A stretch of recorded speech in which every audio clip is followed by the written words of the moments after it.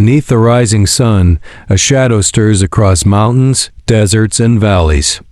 It is not a cloud, not a river, not a storm, it is a dragon carved by human hands, a monument that defies time itself. From high above, the Great Wall of China stretches like an eternal spine of stone and earth, its towers piercing the mist, its curves bending with the breath of the land. Look closely and you will see it is more than a wall. It is a story of power, fear, sacrifice, and endurance. A story whispered in the wind that sweeps across its ramparts, echoing the voices of emperors, soldiers, and the countless unknown who gave their lives to build it.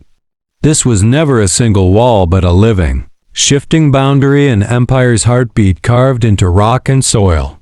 Long before China was one nation, rival kingdoms raised their own defenses in the 7th century BCE, short barriers against invasion.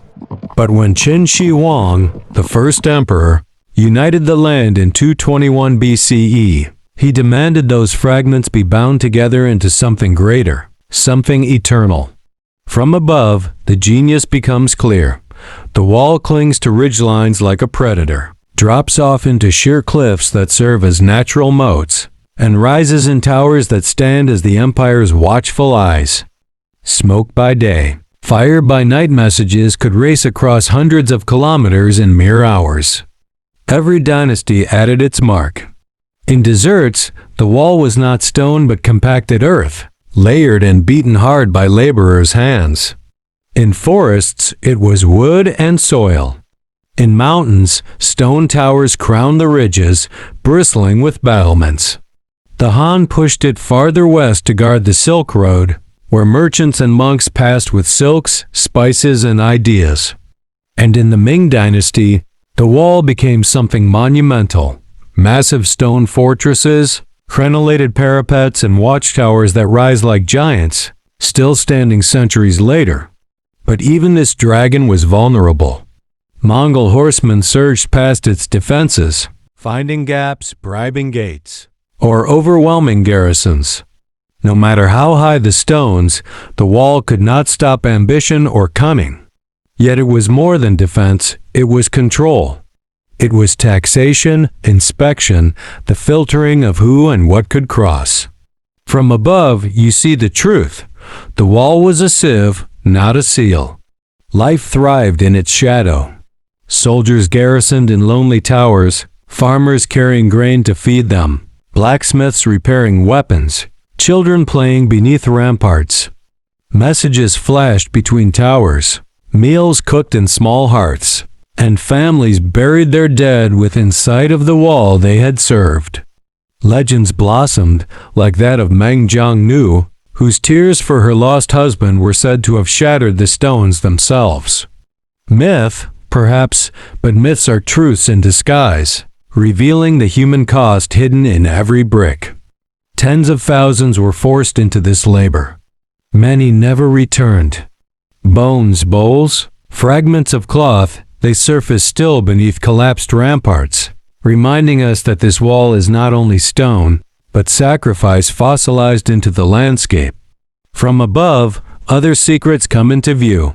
Ghost lines beneath the desert sand, overgrown ruins swallowed by forests, and faint depressions marking lost corridors. Modern drones and satellites reveal double walls, hidden gates, clever illusions designed to trap and confuse invaders. The wall was a weapon of deception as much as stone. It is also poetry. Look from the air and you see it weaving with the land, bending with rivers, climbing mountains like veins of iron. Its towers mark rhythm, each one a note in a song of vigilance. Beacon fires once flared here, messages leaping across the night sky like ancient code. From above, they are dots of memory, still punctuating ridges like an eternal Morse code written by the empire.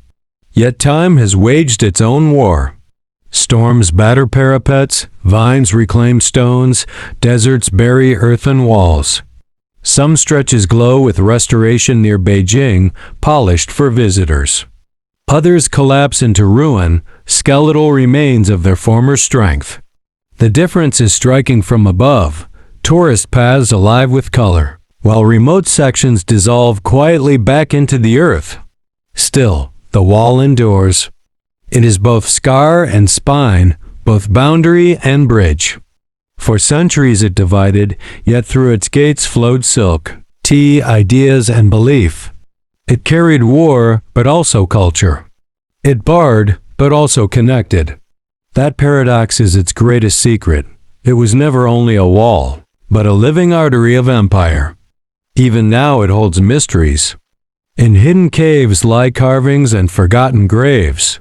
Beneath ramparts, archaeologists uncover coins, weapons, tools, ordinary fragments of extraordinary lives.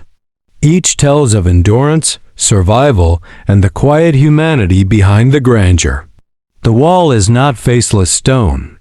It is countless faces, lost to time but immortal in what they built.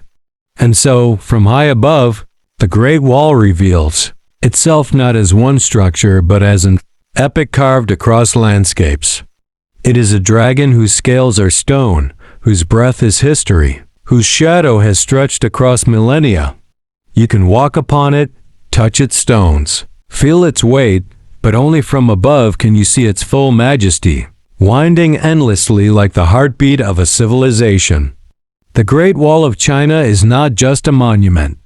It is memory. It is myth. It is endurance itself. A living record of triumph, suffering, ambition, and survival. A dragon still alive in the land.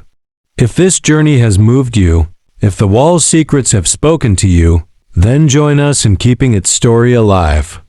Like, subscribe, and share.